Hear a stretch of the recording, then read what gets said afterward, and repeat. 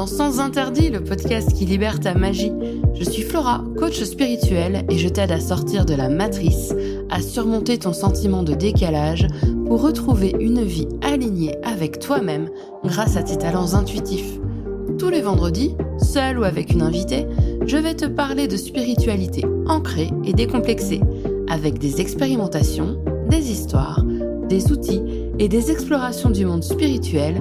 Je t'invite à retrouver ce qui est le plus précieux, ta vérité. Bonne écoute! Bienvenue dans Sens Interdit, le podcast qui révèle ta magie. Je suis Flora, ton hôtesse, et je suis ravie de te retrouver aujourd'hui avec Jessica D'Acosta, enseignante en sonothérapie, qui est une amie dont je parle assez régulièrement sur le podcast. Si jamais tu as écouté déjà plusieurs épisodes, je reviens très souvent vers Jessica pour quand je parle de bullshit, je dis ah oui, il y en a aussi beaucoup en sonothérapie. D'ailleurs, ma copine Jessica, j'ai bien hâte qu'elle lance son podcast. Eh bien, voici Jessica. Je suis très heureuse de la retrouver. Alors, comment te dire qu'on va essayer de pas trop rire, hein. Et puis, voilà. Bonjour Jessica, comment vas-tu ? Ça va. Merci, voilà, d'avoir mis en lumière mon côté bille de clown. Bah écoute, ça va. Je suis ravie d'être dans ton podcast. Voilà. Et je suis ravie d'être pour toi une référence en matière de débunkage de bullshit, parce que je sais combien tu es, toi aussi, très très pointu. Oui, non, mais surtout, c'est que dans nos domaines respectifs, d'ailleurs, j'ai parlé de sonothérapie dans l'épisode précédent. Alors j'ai parlé à tout petit pas de sonothérapie parce que j'y connais rien, mais j'ai fait référence à toi là aussi parce que tu es enseignante en sonothérapie, mais au final la sonothérapie c'est quand même un domaine extrêmement particulier, et ce qui m'intéresserait aujourd'hui de savoir, c'est comment tu as découvert ce domaine, qu'est-ce qui t'a mené à ça et pourquoi ? C'est vrai ça, pourquoi ? Alors déjà, juste pour revenir sur le débunkage de bullshit, il y a quelque chose que je mets toujours vraiment en avant, c'est que moi je débunk des idées, mais en aucun cas je débunk des gens. Parce que justement, tu me parlais là d'expliquer comment j'en suis venue à la sonothérapie, et moi je tiens quand même à dire qu'il y a beaucoup de choses auxquelles moi j'ai cru au départ. Et justement, c'est aussi pour ça, pour aider justement ceux qui débutent aussi à ne pas tomber dans certaines sirènes très à la mode, des croyances qui en fait sont pas du tout fondées. Alors bon, après, faut pas se leurrer, la sonothérapie, les preuves scientifiques, bon, il y a des petites choses, mais on n'en est pas non plus à quelque chose qui est super reconnu. Il n'empêche qu'il y a des choses qui sont démontrables et d'autres qui ne le sont pas, et on a le droit de croire ou de ne pas croire, et même d'expérimenter sans pouvoir expliquer parfois. Donc je suis pas du tout fermée, mais on ne peut pas faire passer pour scientifique ce qui ne l'est pas. Pour prouver ce qui ne l'est pas, en fait. Voilà, simplement. Alors moi, je suis venue à la sonothérapie, en fait, j'ai envie de dire très jeune. Parce que très jeune, j'étais capable de bloquer sur mon synthétiseur à l'époque, sur une note pendant 3 plombes, parce qu'en fait, moi, je voyageais dans la note. Il y avait tout un paysage dans la note, il y avait toute une personnalité, il y avait toute une structure, une texture, une couleur. Ça, c'était dû certainement à ma synesthésie, cette petite particularité qui fait que j'associe des sens. Et en fait, à l'adolescence, j'ai passé des heures et des heures et des heures allongée sur mon lit, dans des états de conscience finalement un peu divers et variés, même si à l'époque, j'appelais pas ça comme ça. Et je voyageais dans la musique, en fait. Et c'est quelque chose qui m'a toujours suivie. J'ai toujours une musique dans la tête. J'entendais aussi, lorsque je me relaxais, j'entendais aussi des musiques, des chants. Et donc ça m'intriguait énormément. Et quant à l'âge adulte, certaines perceptions se sont ouvertes, certains sens interdits. J'ai dû trouver des mentors pour savoir mais qu'est-ce que je fais avec tout ça, j'ai des fils qui se touchent et je ne sais pas quoi en faire. Et donc j'ai découvert le monde de l'énergétique, mais ça m'a pas suffi. Et à un moment donné, j'ai eu vraiment cette intuition très forte qui me disait voilà, mets du son là-dedans.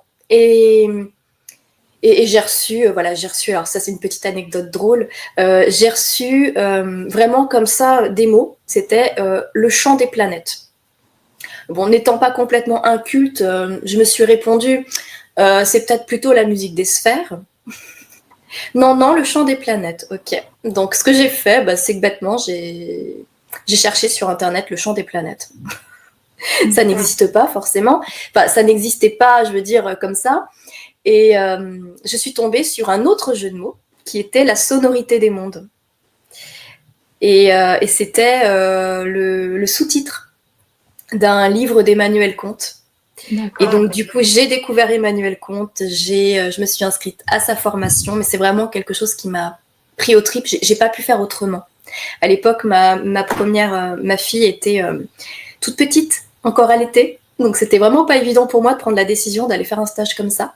Et puis finalement, il a fallu quoi. On a trouvé le moyen parce qu'il a fallu. Et ensuite, j'ai eu un appel des tripes envers le yoga du son de Patrick Thor. Et là, c'est pareil. Hein. C'est guidé par un rêve avec des plumes de pan partout, un jardin magnifique avec des plumes de pan partout, une petite flûte, un petit gamin que je voyais à peine mais qui courait partout et qui faisait exprès pour que je le suive, que je le suive, que je le suive. Et à la fin de mon rêve, j'ai juste entendu « Ok, suis les plumes de pan ». Et le lendemain, j'ai été au Yoga Festival cette année-là.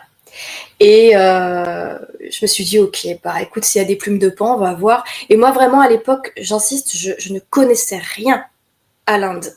Je ne connaissais rien au symbolisme de la plume de pan. Je ne connaissais rien, je connaissais pas les divinités indiennes en fait. Donc voilà. Et effectivement, il y a eu un stand avec des plumes de pan. Alors là, j'étais soufflée. Je me suis dit, ok, je fais quoi? Donc j'ai acheté des plumes de pan. Le truc improbable. Et le temps que je reste à ce stand, discuter avec la personne, j'ai entendu un chant. Et ce chant, c'était Hare Om Tat Sat.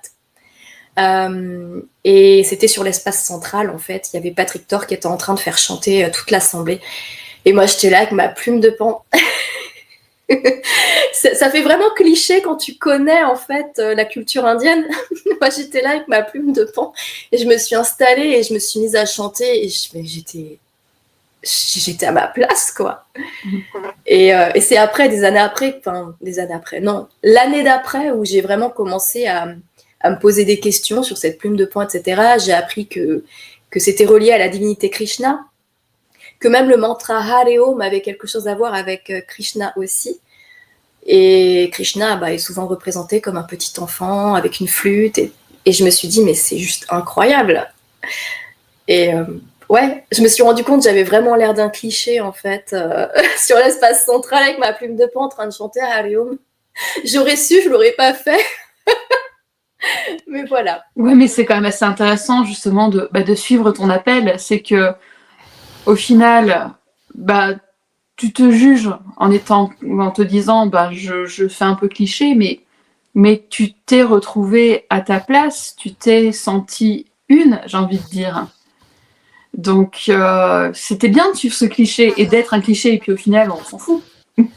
Oui, voilà, aujourd'hui ça me fait rire et je me dis mais si j'avais su en fait j'aurais certainement jamais osé. Et c'était génial que je ne sache pas en fait. Tout ça c'était génial que je ne sache pas et quelque part je suis souvent reconnaissante de ne pas avoir su certaines choses avant. Parce que le fait de les avoir eues en guidance, en vision, en rêve ou quoi, je peux plus douter en fait. Le doute devient impossible parce que là c'était vraiment énorme quoi. Alors donc, Patrick Thor, tu as suivi des formations avec lui? Oui, j'ai fait tout le cursus yoga du son jusqu'au professorat. Donc j'ai vraiment été mordue. C'est vraiment un cursus qui m'a apporté énormément d'ancrage. Enfin, je pourrais vraiment redéfinir ce que c'est que l'ancrage, mais en tout cas, justement, j'ai découvert ce que c'était. J'ai surtout découvert que c'était en soi d'abord. Et voilà, et que c'était pas être comme les autres que d'être ancré. Et ça, c'était vraiment une donnée importante pour moi. Mais oui, j'ai découvert... je savais déjà, mais j'ai redécouvert encore plus le pouvoir de la voix et ce qu'on est capable de faire, vraiment, les états de conscience dans lesquels on est capable d'aller, qui sont juste incroyables, quoi. Et le sentiment d'unité inimitable qu'on a quand on chante un mantra dans une salle comble, c'est ouais, voilà. Alors moi j'ai une question. Le yoga du son, est-ce que tu veux bien expliquer un petit peu ce que c'est? Parce que alors, le yoga, on a une idée. Ouais. Le son, on a une idée. Mais alors, le yoga du son?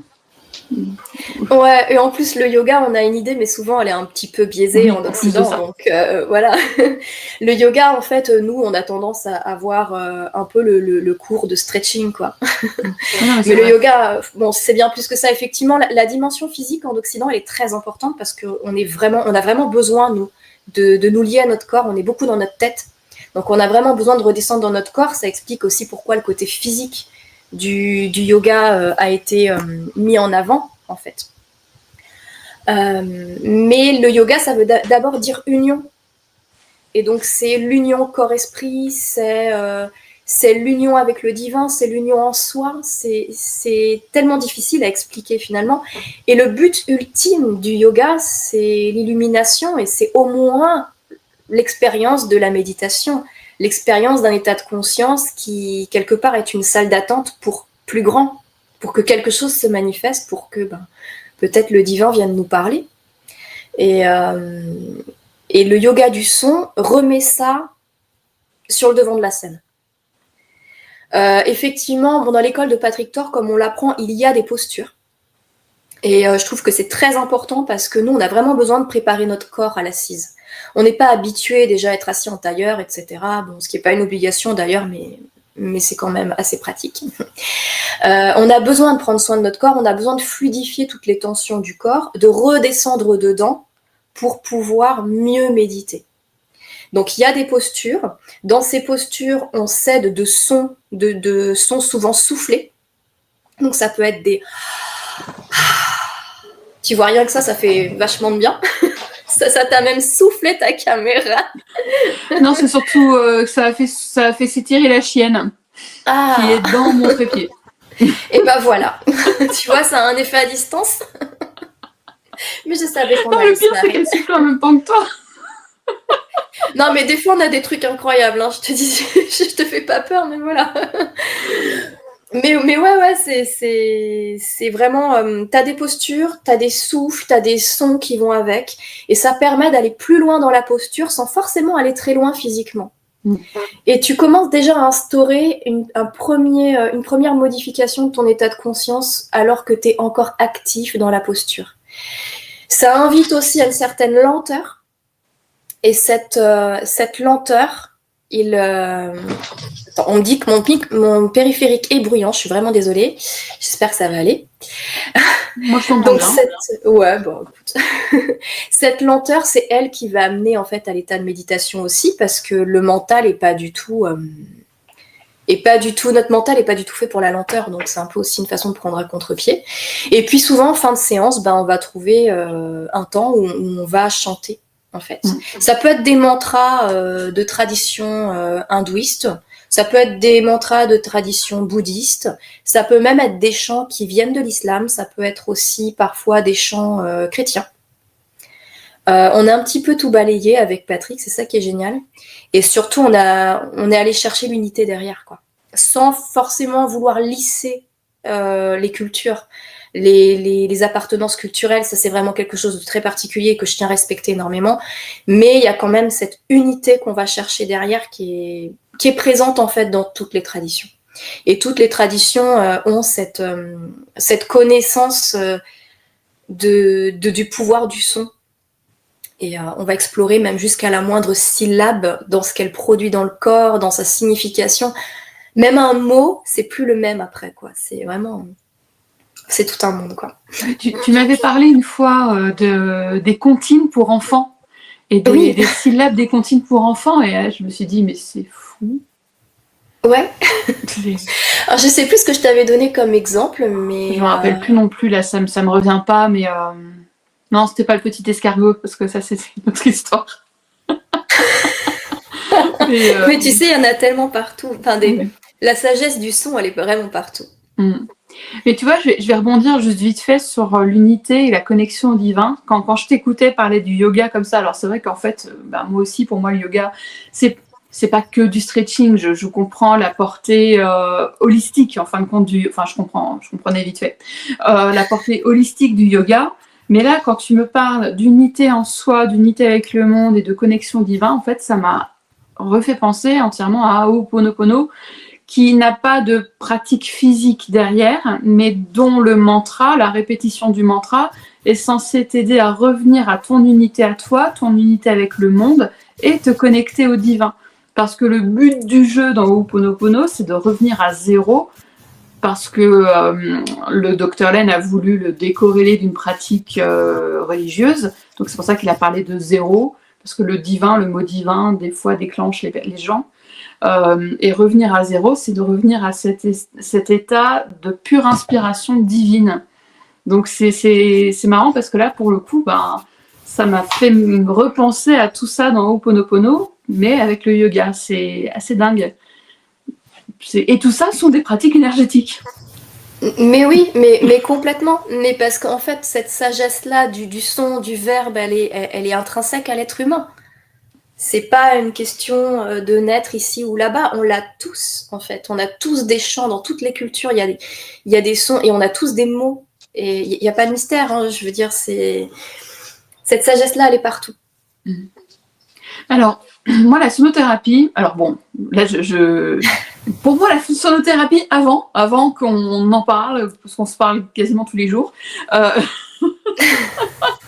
mais c'est vrai que pour moi, la sonothérapie, c'était avoir plein de bols, de trucs, de machin, et je sais pas si ça s'entend. Je sais pas si t'entends derrière moi le bruit. Non, c'est bon. Y a quelqu'un qui a éternué? Non. Bon, on va dire qu'il y a quelqu'un qui a éternué. Je te dirai après ce que c'était. D'accord.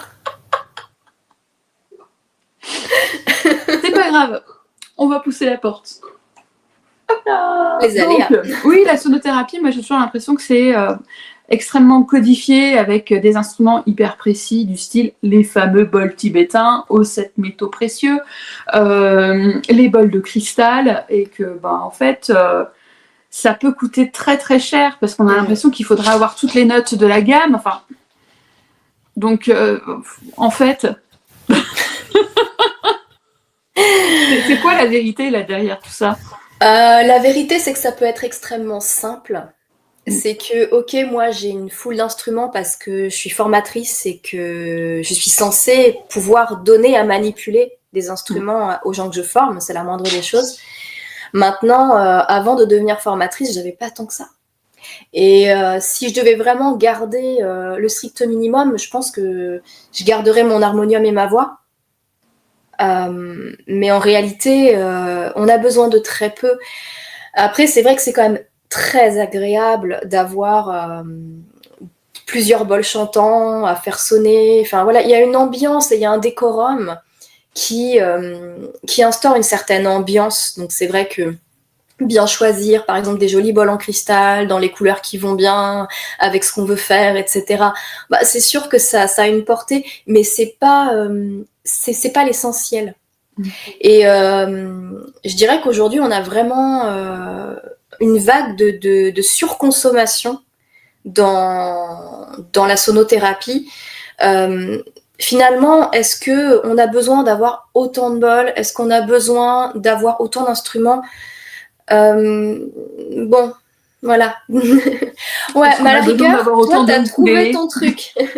T'es dans les ukulélés, c'est ton truc, tu vois. Enfin, mais justement, ce que j'aime faire avec les personnes que je forme, c'est pendant les stages, les aider à découvrir quels sont leurs instruments de prédilection.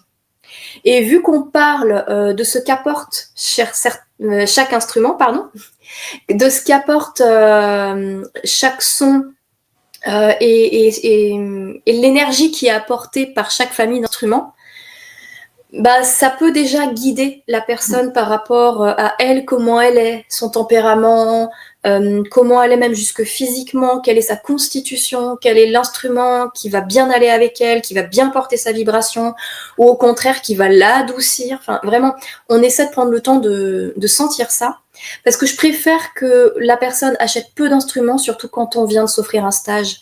ben c'est pas évident de s'offrir les instruments derrière. Donc je préfère vraiment que la personne achète d'abord peu d'instruments, mais que ce soit des instruments qui portent vraiment sa vibration, plutôt que de se ruiner tout de suite en plein d'instruments. Puis faut quand même pas se mentir, c'est de la ressource tout ça. Les bols chantants, c'est énormément de métal. Qu'il y en ait 7 ou pas, il y en a énormément. Les bols de cristal, encore, c'est du quartz reconstitué à base de silice. C'est quelque chose qui est extrêmement présent sur Terre, mais c'est pas une raison. Hein, donc, je pense qu'il faut vraiment pas aller. Oui, en plus, ouais, tout à fait. Et puis, il n'y a pas besoin d'avoir toutes les notes de la gamme, à moins de vouloir vraiment jouer Chopin avec. Avec ses bols de cristal, mais dans un bain sonore, ça n'a pas de sens. Ça n'a pas de sens. Et je dirais qu'il vaut mieux choisir un bel accord avec lequel on est en affinité. Et ça, je pense qu'il faut vraiment se laisser le temps de choisir son instrument. Il faut tester avec sa voix, sans réfléchir, sans forcément chanter ou quoi, mais même la voix parlée, voir si ça résonne avec sa voix parlée. Déjà, c'est un indice. Est-ce que la note est en affinité avec la personne ou pas? Je pourrais en parler pendant des heures, mais... Ah oui, non, mais c'est... Enfin, moi, j'adore. De toute façon, moi, la musique, voilà. Ouais, je sais. Je suis musicienne, mais pas sonothérapeute. Et c'est vrai que la musique, c'est très important pour moi. Alors, toi, tu as un instrument que j'adore, c'est le Kigonki. Quand tu en joues, quand tu fais des reels sur Instagram, et qu'il y a le Kigonki, moi je dis « Ah, je l'aime trop !» Ouais, il est formidable cet instrument parce que quand tu le fais sonner, en fait, comme il a cet aspect rond et il a aussi des petites lamelles qui sont légèrement décalées en fait derrière, bah, quand tu le fais sonner, alors bien sûr je n'ai pas préparé de maillotche. Ah oui, mais moi je t'ai prise à froid là. Hein. Quand tu le fais sonner, t'as un waouh. Et ce waouh, ce petit battement, en fait, il est lent et il aide en fait notre système nerveux à se mettre en mode repos, en fait, relax. Parce que bon là, après c'est un petit peu compliqué. On va sur les ondes cérébrales, les fréquences des ondes cérébrales. Alors on ne hack pas le cerveau avec les fréquences des ondes cérébrales, hein. Non, ça marche pas. Surtout que je rappelle chaque état est un savant cocktail de chaque onde cérébrale spécifique. Donc il y en a pas qu'une seule à chaque fois, mais c'est vrai que d'avoir ces waouh là, on va entraîner le cerveau, on va l'inviter en fait à augmenter ses ondes alpha et donc on va l'inviter à se relaxer puisque ce sont des ondes qui augmentent lors de la relaxation. Par imitation en fait, il va se mettre en relaxation. Mais si on le veut. Si on veut pas, ça marchera pas. Il n'y a pas de hacking. Moi, ce que je trouve intéressant, c'est qu'il y a justement ce temps d'essai que tu proposes quand tu es en formation. Et là, on parle vraiment de formation professionnelle parce que moi, je me souviens bien quand tu as fait tes démarches auprès de l'adresse pour avoir ton numéro de formatrice. Et que tu as créé ton organisme de formation, enfin, nous, ça, là, je parle un peu chinois administratif, mais juste pour faire un petit aparté, c'est parce qu'on trouve plein de pseudo-formations professionnelles qui n'en sont pas. Et d'ailleurs, pour ma part, c'est pas pour rien que je ne parle pas de formation dans mes programmes, parce que j'ai pas de numéro à l'adresse, j'ai pas l'intention de m'emmerder à le faire parce que j'ai bien vu comment tu as souffert. Et donc toi, tu proposes des formations, des formations professionnelles avec tout est carré administrativement. Et donc pendant ces formations, les élèves peuvent venir aussi tester des instruments. C'est pour ça que tu as une boutique dans ta salle. Non mais c'est vrai, je vois les carillons. Les carillons aussi, ça c'est merveilleux au niveau du son. Mais t'as ton gong. Pardon. Alors techniquement, si on veut être précis, on va plutôt dire tam-tam. Les gongs, c'est ceux qui ont un petit téton en fait au centre. Mais ça, c'est du vocabulaire, on va dire académique. En fait, on les appelle gongs. Oui. Donc tu proposes à tes élèves tes instruments à tester pour essayer de trouver ce qui va les attirer.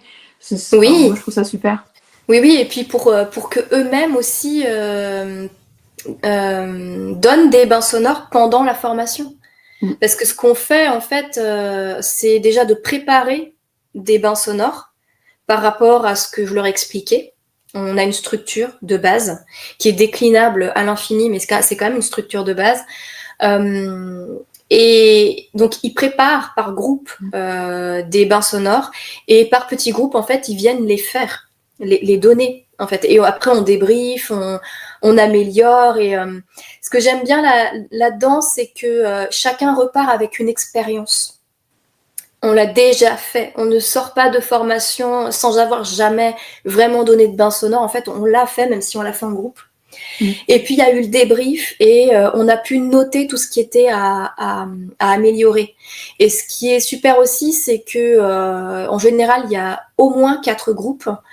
Donc il y a au moins 4 bains sonores à noter avec la structure tout près, tout ça, en sortant de formation. Après, on n'a pas forcément tous les instruments, mais on a quand même la structure et on peut éventuellement remplacer les instruments ou emprunter. Enfin bon, bref. Donc on part avec quelque chose. Oui, c'est une expérience. Mais alors, est-ce qu'il y a des prérequis? Je sais pas. Non. Ok. Non, le prérequis, c'est de vouloir semer du beau, quoi. Semer du beau, faire du bien, en fait, déjà. Sincèrement. Parce que la sincérité de la pratique et l'intention, elle est portée par le son. Donc de toute façon, il faut vraiment cette intention sincère de vouloir faire du bien. Maintenant, je vois jamais dans mes formations des gens qui n'ont pas envie de faire du bien. Mais voilà. Mais il n'y a pas besoin d'être musicien. Ça, c'est vraiment une chose sur laquelle j'insiste. C'est pas forcément les musiciens qui s'en sortent le mieux. Moi, des fois, je reçois des professeurs de conservatoire et finalement, ils apprennent une autre façon de faire du son. Ils perçoivent le son autrement. Et souvent, d'ailleurs, ils se rendent compte que ça leur a manqué, en fait, de percevoir tout un monde dans un son. Et de voir les choses complètement différemment. On parle beaucoup des intervalles musicaux. Et quand je leur explique comment j'explique la progression des intervalles musicaux, souvent, justement, les gens qui sont musiciens, en fait, ils découvrent vraiment quelque chose auquel ils n'avaient pas pensé, qu'ils pressentaient, qu'ils vivaient quand même, mais qu'ils ne savaient pas forcément mettre les mots dessus. Et c'est vrai que c'est quelque chose de très subtil, mais chaque intervalle musical est relié à des éléments et des effets. Donc, ouais, mais il n'y a pas besoin d'être musicien. La plupart des instruments aujourd'hui vendus aux sonothérapeutes sont des instruments intuitifs. Si on prend le Kigonki, par exemple, il est accordé sur une gamme. C'est pas possible de jouer faux. Peu importe ce qu'on va jouer, en fait, c'est la satisfaction de jouer un truc qui sera beau. Et ça permet aussi d'être soit dans un état méditatif, parce que même quand on est musicien, des fois, la crainte de la fausse note, elle fait qu'on est plus dans la technique, dans la performance que dans le méditatif. Or là, on va chercher justement à faire du très simple, avec du facile, entre guillemets. Et c'est le plus difficile, c'est de se mettre soi en état méditatif pour le transmettre. Ouais. Mais voilà, sinon pas besoin vraiment de prérequis. Il y a des gens qui viennent du yoga, donc ouais, ils vont pouvoir ajouter des postures de yoga dans ce qu'ils font. Ce sera finalement un yoga du son avec des instruments. Mais c'est pas obligatoire non plus. Donc non, il n'y a vraiment pas de prérequis à avoir. Et alors, du coup, les formations, comment ça se passe? Ça se passe où? Ça se passe dans quel contexte? Alors les formations, il y en a alors 2 sortes maintenant, puisqu'on a maintenant des formations présentielles et des formations distancielles. Donc je vais commencer par les présentielles. Donc les présentielles, elles se déroulent soit à La Rochelle, directement à l'Institut des Arts de la Voix, soit en région parisienne au Centre Védantique Ramakrishna à Gretz-Armainvilliers, pour ceux qui sont du milieu du yoga et qui connaissent. Donc ça, c'est en Seine-et-Marne. Région parisienne, Seine-et-Marne, c'est complètement accessible en RER, donc c'est ça qui est super. Et en même temps, c'est pas en plein Paris, parce que ça, vraiment, ça change tout. Là, on est dans un ashram, donc c'est vraiment différent. Pareil, quand c'est à l'Institut des Arts de la Voix, on est vraiment dans un lieu aussi, un haut lieu énergétique. Voilà, ça s'y prête vraiment, quoi. Et on a une salle en plus qui est géniale pour l'acoustique. Donc ça, c'est pour les formations présentielles. Aujourd'hui, aujourd'hui, les formations présentielles, il y en a deux. Il y a formation bain sonore collectif, c'est tout ce qui est pratique en groupe. Sans forcément poser quoi que ce soit sur le corps. Après, un bain sonore, ça peut se donner en duo ou tout seul, ou à une seule personne, mais on ne pose pas d'instrument sur le corps, c'est vraiment l'immersion dans le son. Et on a les formations massage sonore, où là, par contre, on va poser des instruments sur le corps. Alors, on voit principalement ce qui est le plus vu aujourd'hui et le plus demandé, c'est les bols chantants en métal. Et les diapasons. Voilà. Parce que c'est vrai que les diapasons sont quand même très intéressants pour pouvoir poser sur certains points du corps. On apprend justement pourquoi on pose sur tel point, pourquoi on fait les choses dans tel ordre. Et ça, c'est important pour moi de pas justement transmettre des protocoles figés, mais de transmettre un cadre. Parce que le cadre, il est là, le corps humain, il est ce qu'il est, mais que chacun puisse comprendre vraiment le sens de ce qu'il fait. Voilà, vraiment en expliquant l'origine, la source de ma façon de faire. Et voilà, donc ça, c'est pour les formations en présentiel, en sachant que chaque formation présentielle s'accompagne d'un support en ligne, donc parce que c'est très dense. Et comme on laisse un maximum de place à la pratique, on a mis toute la théorie en ligne et donc les apprenants peuvent revoir des choses qui seraient allées un petit peu vite pendant le stage sur les deux formations avec le support en ligne qui leur reste en fait à la fin. Et pour massage sonore, c'est quand même assez important parce qu'il y a tous les protocoles qui ont été refilmés. Et du coup, voilà, j'en viens aux formations en e-learning parce qu'avec ces supports, comme ils ont grandi en fait de formation en formation, on s'est rendu compte qu'on avait des supports qui étaient très complets en ligne et qu'on pouvait proposer finalement nos formations en ligne aujourd'hui en e-learning complet. Donc, il y a aussi la possibilité de n'avoir que la formation en ligne.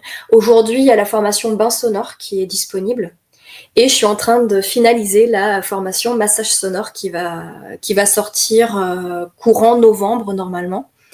Voilà, donc il y aura ces deux formations qui seront disponibles en ligne. Par contre, voilà, nous à l'Institut, c'est pas vraiment notre philosophie de certifier quelqu'un qu'on n'a jamais vu. Et simplement, à la suite de la formation e-learning, si la personne veut vraiment une certification, on lui demande de passer comme une sorte de petit examen. C'est-à-dire que pour bain sonore, par exemple, on va m'envoyer un bain sonore et puis je vais faire un retour. Et si c'est OK, voilà, il va y avoir la certification. Et puis je vais discuter aussi un petit peu avec la personne pour savoir qui elle est. Et puis pour massage sonore, c'est pareil. Là, il faut que je puisse superviser des massages sonores qui ont été effectués, quoi. Voilà. Ouais, c'est intéressant parce que alors, du coup, la formation en e-learning, ça suffit. Oui, maintenant, elle est quand même très complète. Elle est quand même très complète. Bien sûr que nous, on préfère que les gens viennent en présentiel. Maintenant, il y a des gens qui sont très autonomes. Il y a des gens qui ont déjà une première formation. Il y a des gens qui sont déjà très à l'aise là-dessus et qui ont juste besoin, finalement, de compléter leurs connaissances, de structurer un peu les choses. Donc, c'est vrai que pour ces gens-là, c'est plus accessible. Et puis, moi, j'ai été dans ce cas aussi. Des fois, on a des femmes, des mamans qui veulent se former, mais qui ont des tout petits à la maison. Et que c'est très compliqué. Très compliqué. Donc, le mettre à disposition en ligne, c'est aussi faciliter l'accès à des gens qui sont vraiment motivés, mais qui peuvent pas forcément se déplacer. Voilà. Et les prochaines dates en présentiel, quand est-ce que ça se passe ? Alors là, il y a un stage qui est prévu du 25 au 27 octobre, donc c'est pour bain sonore. Et il y a un autre stage du 1er au 3 novembre pour les massages sonores. D'accord. Voilà. Et est-ce qu'il faut avoir fait, par exemple, un des premiers...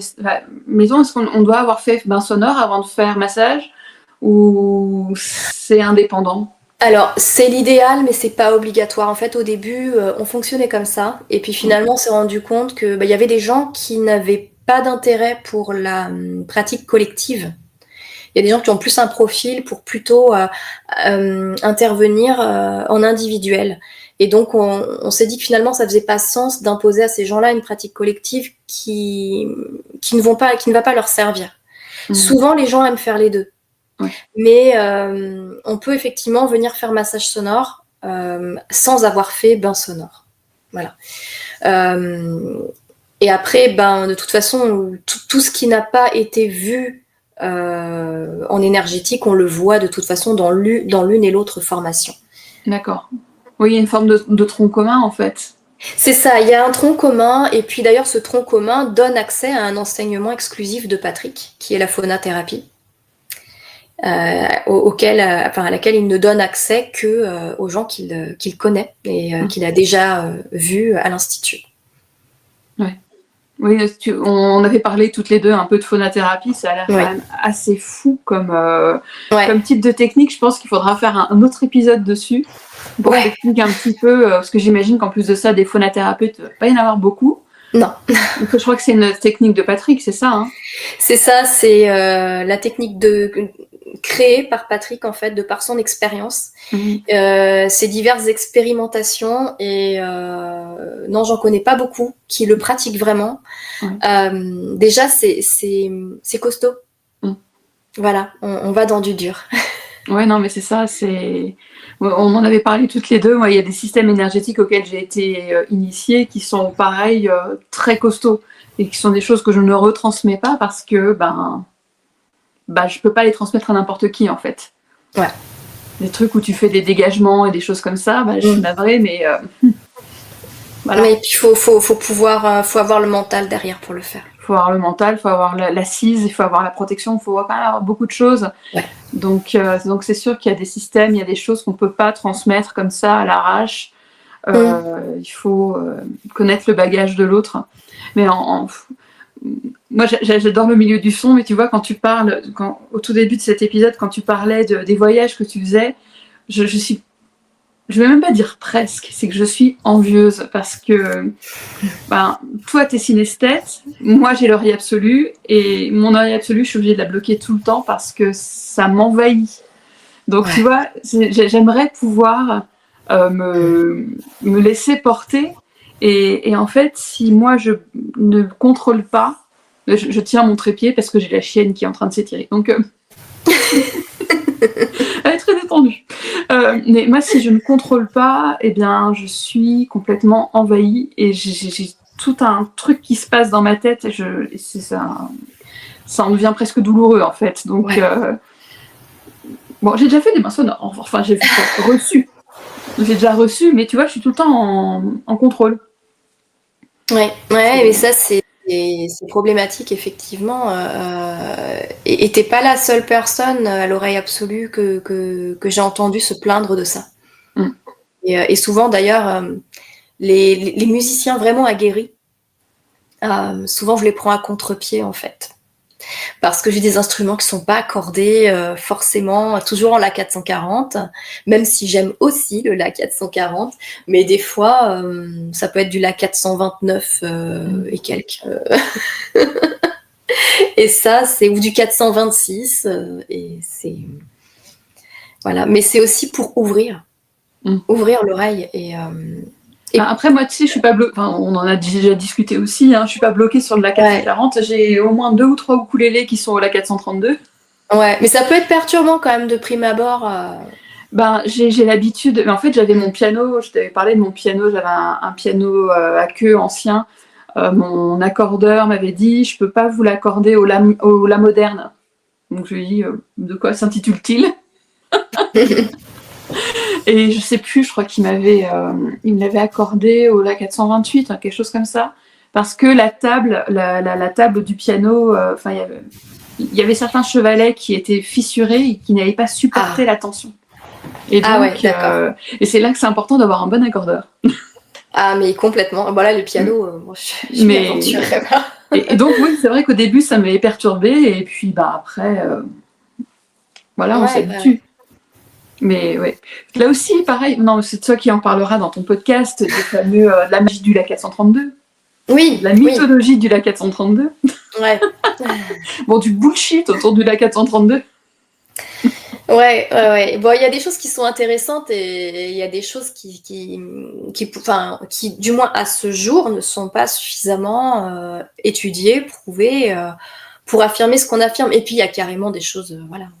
Oui, qui sont farfelus. qui sortent Mais dans c'est comme dans nos domaines, évidemment, je veux dire, hein, dans nos domaines qui sont autour de l'énergétique, du farfelu, il y en a à gogo. Ouais. Tiens, d'ailleurs, quelle pourrait être la chose la plus farfelue que tu aurais entendue par rapport à la sonothérapie? Wow. Je t'ai prise à froid, j'aurais dû t'en parler avant, mais ça me vient tout seul, là. La chose la plus farfelue, j'en ai entendu tellement. Ou la pratique la plus farfelue.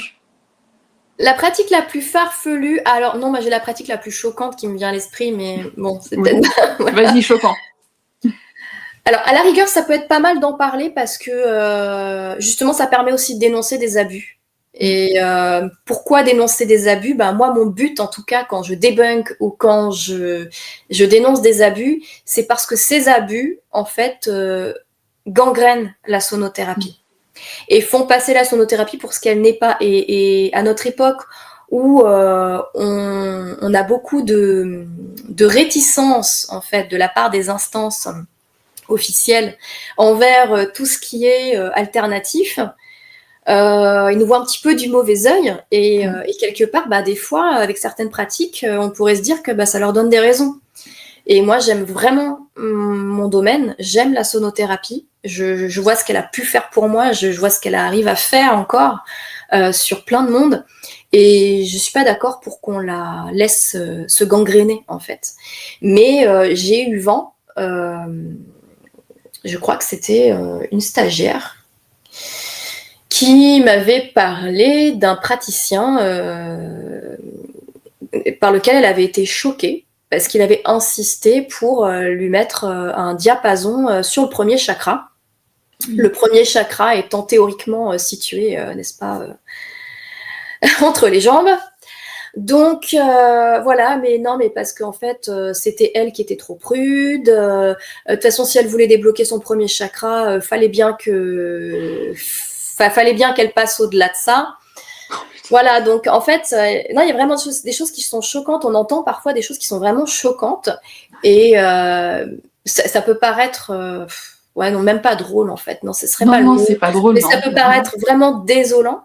Mais ces gens-là qui abusent donne une image de la sonothérapie qui est immonde, quoi, en fait. Ah ouais, non, mais clairement. Ah non, mais là, on est sur de l'atteinte sexuelle, en fait. Hein, ah, mais bien sûr. Après, la sonothérapie n'est pas la seule victime de ça. Hein. Mais regarde, en énergétique, je t'avais parlé du maître Rikiki qui mettait à poil toutes ces... Non, mais... alors, toi qui nous écoutes, je te renvoie vers mon épisode sur les pratiques abusives en énergétique. Mais donc, le fameux maître Rikiki qui mettait en soutien-gorge... Ou alors, non, c'était mieux quand elles enlevaient leur soutien-gorge. Mais en culotte... Oui, parce que l'énergie passe mieux. L'énergie passe mieux sur les balcons. Ouais. Surtout la sienne. Ah oui, non, mais l'énergie, elle se dirigeait... Enfin, bref. Mais... Ouais. Dans le premier chakra. Dans le premier chakra, lui, son premier chakra était complètement débloqué, voyons. Mais, ah ouais, non, mais moi, c'est pareil, des trucs, j'ai entendu des choses...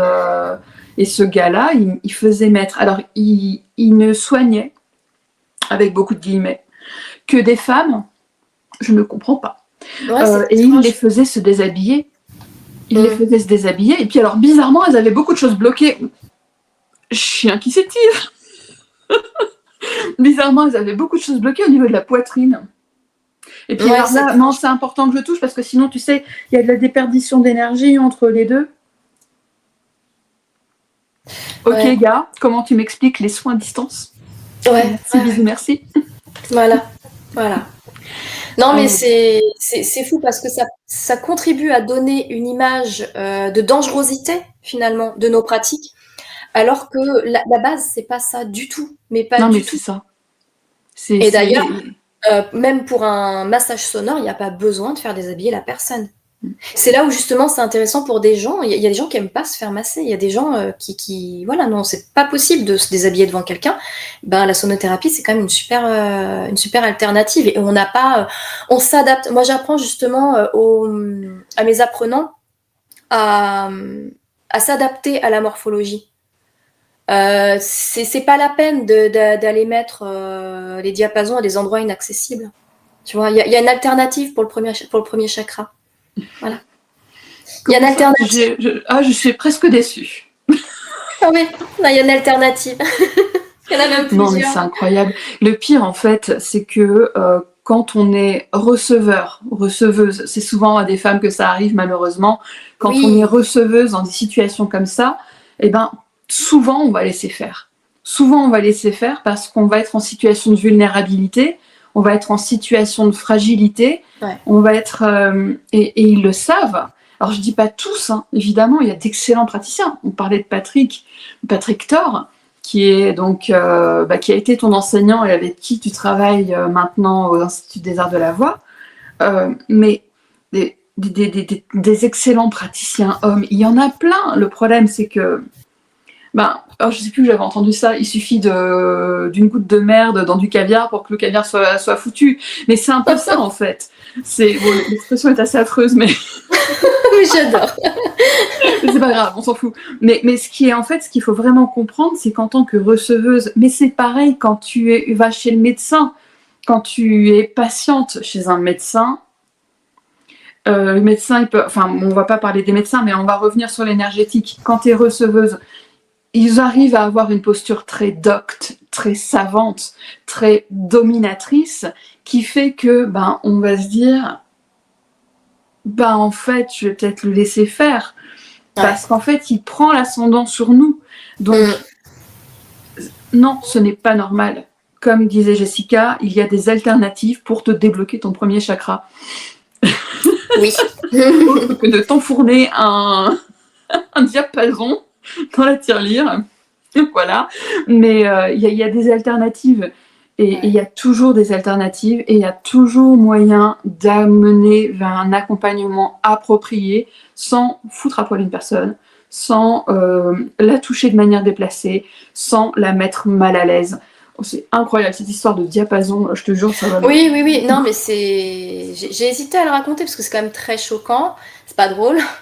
Mais en même temps, je pense que à un moment donné, faut qu'on parle en fait de ces choses-là, de ces abus qui ont lieu. Et je dirais, bon, deux choses, c'est-à-dire que quand un praticien fait quelque chose, un geste ou une parole qui nous heurte, il faut savoir dire non. Il faut savoir le dire. Et si on voit que vraiment la personne essaie d'avoir un ascendant, il faut dire stop en fait. Mais il faut pas non plus s'en vouloir de ne pas avoir dit stop. Parce que le problème, c'est qu'on est quand même dans des situations où, comme tu l'as dit, il peut y avoir un ascendant. Et même s'il y a une part de nous qui se dit ce qui se passe là est pas normal, ce qui se passe est pas normal, eh bien, il y a ce qu'on appelle l'état de figement du système nerveux qui fait qu'on peut ne pas réagir. Et donc voilà, donc deux messages, c'est ne vous laissez pas faire, mais si vous vous êtes laissé faire, c'est pas vous le problème en fait. C'est ça. Vous n'avez fait que survivre en fait. Non, Votre mais système nerveux vous a sauvé, c'est tout. Mm. Mais voilà. Mais c'est vrai que c'est important aujourd'hui de parler de ces abus qui ont lieu dans le domaine du bien-être, parce que si on n'en parle pas, ça veut dire qu'on est d'accord. Et ça veut dire qu'on peut nous accuser avec. Et donc tout se retrouve jeté dans la même poubelle, alors que dans la sonothérapie, il y a des trésors. Moi, je vois des praticiens intervenir en soins palliatifs, en service avec des enfants cancéreux, en fin de vie aussi, pour accompagner des mourants et les familles derrière. Parce que c'est quand même formidable de pouvoir voir quelqu'un de sa famille partir dans cette paix. Enfin, je sais pas, mais partir lors d'un bain sonore, mais bon sang, quoi. Le cadeau, enfin voilà, c'est formidable. Il y a des intervenants aussi en soins périnataux, notamment pour les prémas, tout ça. Mais c'est trop précieux, ça. C'est trop précieux. Et quand on me dit, de toute façon, la sonothérapie, c'est accessoire, c'est encore une thérapie alternative qui est sortie de je ne sais où, etc. Moi, je leur réponds, va dire à la petite mamie en soins palliatifs que la semaine prochaine, elle n'a pas droit à son bain de bol parce que c'est accessoire. Moi, je vais te dire à la petite mamie, c'était important pour elle. C'était pas accessoire. Parce qu'il se passe des choses pendant ces séances-là. Parce que le son dénoue l'émotionnel plus que ne pourraient le faire des mots ou des réflexions. Et voilà, et tout Oui, ce qui n'a pas on a été notre dit. mental. Enfin, moi, pour avoir vécu en tant que receveuse quelques bains sonores, moi, je sens bien mon mental s'apaiser, se détendre, voire même, en fait, se couper. Et là, je voyage. Donc j'ai toujours ma part de contrôle par rapport au son, mais après je voyage et je reçois des lumières, je reçois des images, je vois des films, je vois plein de choses. Bon, l'état modifié de conscience, Oui, voilà. Mais oui, non, les bains sonores, moi ça a été de belles expériences et pourtant j'en ai même pas fait avec toi, c'est à vrai. part ceux que tu m'avais fait écouter. Ouais. Mais les bains sonores, c'était très belles expériences. Et en fait, il faut arrêter de se dire que parce que c'est du bien-être, c'est accessoire. Est-ce que c'est C'est pas ça. juste la première chose, en fait, le bien-être, Ça qui nous devrait aide être à la nous première tenir chose. debout et à nous lever le matin? C'est quand même... Voilà. C'est quand le bien-être disparaît qu'on se rend compte que c'est l'essentiel. Mais c'est Ben, trop c'est tard. ça. Mais même là, moi, avec mes six ukulélés et ma guitare, et puis j'ai d'autres instruments, et j'en ai d'autres. Oui, on n'a Mais pas oui, tout c'est dit. complètement accessoire. Je pourrais en avoir qu'un. Mais non, non, non. J'ai besoin d'un banjolélé. Bien sûr que j'en ai besoin. Mais parce que dans ce cas-là, vas-y, pose-toi à nouveau la question du bah non, mais l'art ça sert à rien. C'est accessoire. Ou Voilà. l'art, c'est juste l'expression de quelque chose de très haut Mmh. auquel Bah oui. l'humain a accès. Mais tu vois, pour moi, quelque part, moi, quand je t'entends, quand je repense aussi aux bains sonores que j'avais reçus, je connais aussi certaines personnes que tu as pu former. Je vous vois, c'est de l'art vivant en fait ce que vous faites. Vous amenez de l'harmonie, vous amenez du bien-être, mais vous faites de l'art vivant. Ouais, c'est complètement accessoire, mais en fait l'accessoire c'est cool. On s'en fout que ce soit accessoire, c'est que à certains moments, pour certaines personnes, eh ben, ça va être vital. Comme tu disais, l'exemple de la petite mamie en soins palliatifs qui est en fin de vie, eh ben, ça l'accompagne, ça lui permet de ressentir des choses là où peut-être beaucoup d'autres personnes vont plus la voir que comme une personne en fin de vie et qui n'a plus d'intérêt sociétal. Et là, on lui amène du bien-être, on lui amène une forme de voyage intérieur, on lui amène du lâcher-prise, on lui amène de la paix. Sans déconner, c'est pas Ouais. accessoire. Ouais, et la conscience, même parfois, ça dépend des sensibilités, mais parfois, y a des gens qui ont des expériences très profondes, qui seraient compliquées de détailler ici, mais des expériences telles pendant les bains sonores que, tu vois, on parlait de soins palliatifs, mais il y en a qui se rendent compte que c'est inutile d'avoir peur de mourir finalement. Mais là, on parle d'états de conscience qui se mettent en place. Et je pense que si tout le monde les connaissait, le monde serait changé. Et là, on se rend compte que finalement, non, c'est peut-être pas accessoire. Le monde en a peut-être bien besoin. Est-ce que tu prendrais quelques toutes petites minutes pour nous parler de ce qui est en train de naître aussi chez toi? Et je pense que naître est tout à fait le bon mot. Naître est tout à fait. Parce que j'ai même pas. Pardon.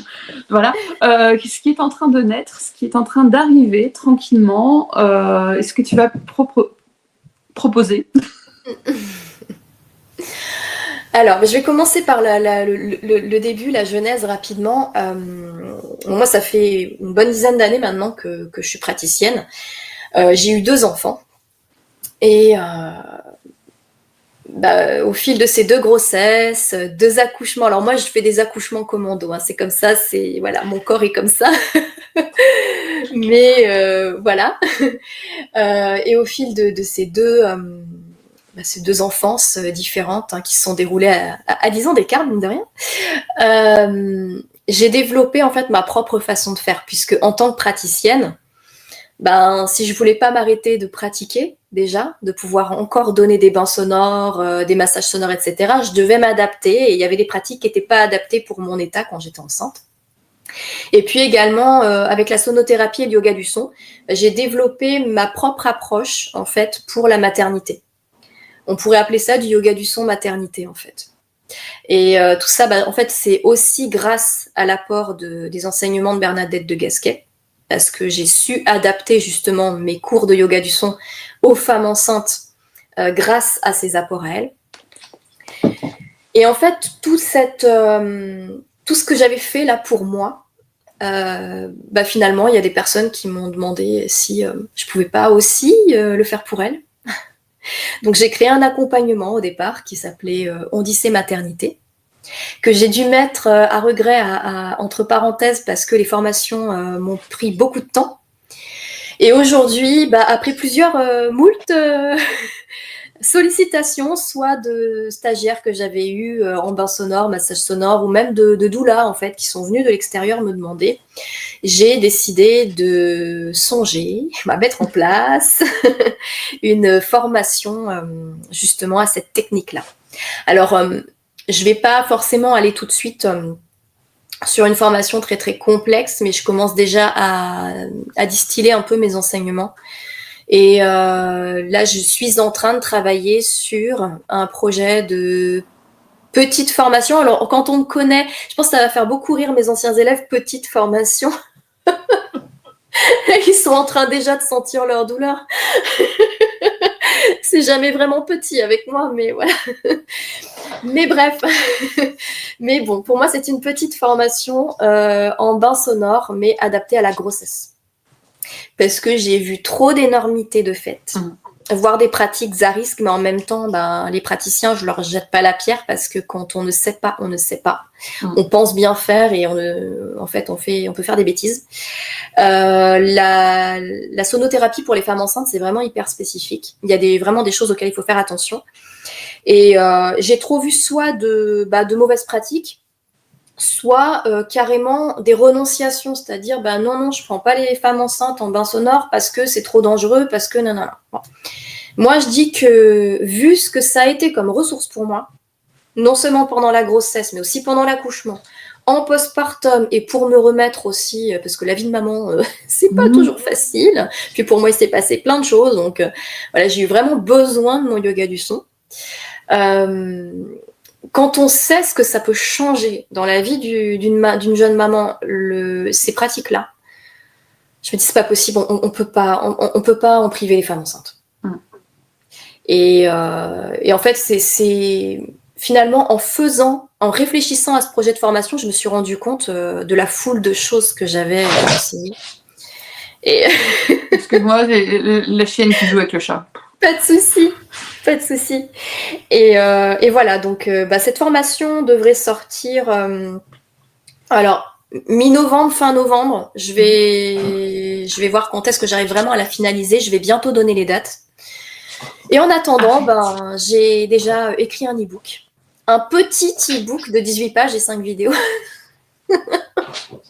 Un petit e-book gratuit qu'on peut venir me demander directement sur Instagram ou télécharger dans ma bio Insta. Et j'ai des personnes qui m'ont dit déjà rien que ça c'est beaucoup, et moi j'ai juste envie de leur dire mais non, c'est rien, t'imagines même pas, c'est rien par rapport à tout ce qu'on peut faire, parce que vraiment l'e-book c'est seulement sur le fait de les accueillir en sécurité et en confort, les femmes enceintes. C'est tout, mais on peut faire tellement plus. Je veux dire, on peut changer leur quotidien. Moi, les femmes que j'ai aidées, j'en ai encore des nouvelles. J'ai encore des nouvelles des enfants. J'ai encore régulièrement... tu connais Pauline, par exemple, oui, qui me remercie encore régulièrement de ce que j'ai fait. Et je me dis, mais oui, on peut vraiment changer des vies avec ça. Et c'est des petites pratiques très simples, mais il faut savoir les faire. Il faut savoir les transmettre. Puis il faut savoir qu'elles existent en fait. Il faut savoir qu'elles existent. En tant que maman enceinte, il faut savoir que ça existe. Il faut savoir qu'on peut se faire accompagner de cette façon, d'une manière respectueuse, qui va nous faire du bien. Mais le Spitznain de 30 kilos. J'ai pas encore de solution sonothérapeutique pour les Spitznains. De 30 kilos. De 30 kilos. Non mais bon, oui, ce que je voulais dire c'est que déjà il faut savoir que ça existe, et puis il faut savoir que ça existe mais que du coup ça se fait pas n'importe comment, et enfin il y a de l'éducation à faire en fait. C'est ça, oui, voilà, faut savoir que ça existe, faut savoir ce qui est sécure, faut savoir à qui faire confiance. Ouais. C'est pas facile. C'est pas facile. Donc j'ai vraiment envie que ça change et d'amener vraiment le son dans la périnatalité parce que ça peut faire tellement, quoi. En tout cas, merci beaucoup. Merci à toi. Merci à toi. On va faire le point sur tous les liens que je vais mettre en description pour retrouver ton compte Insta, ton e-book, éventuellement les formations. On va voir un peu, on va revoir ça un petit peu toutes les deux.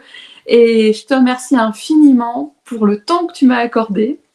Merci à toi. Et vraiment, je suis fascinée par les carillons, moi, au fond. Ah ouais. Je suis fascinée par les carillons. Merci beaucoup. Alors, toi qui nous as écoutés, n'hésite pas à partager cet épisode à quelqu'un à qui ça pourrait faire du bien. N'hésite pas à nous rejoindre sur nos comptes Instagram, l'un de l'autre, l'une de l'autre, enfin bref, nos comptes. Partage cet épisode, commente. Merci à toi. On se retrouve la semaine prochaine pour un nouvel épisode de Sens Interdits. Merci pour ton écoute. J'espère que cet épisode t'a plu. Je t'invite à le partager avec une personne qui peut en avoir besoin et à me laisser un commentaire. Tu peux me retrouver en dehors du podcast pour échanger avec moi sur mon site, sur Instagram ou encore par email. Les infos sont en description de l'épisode. On se retrouve la semaine prochaine pour un nouvel épisode de Sens Interdits. À très vite!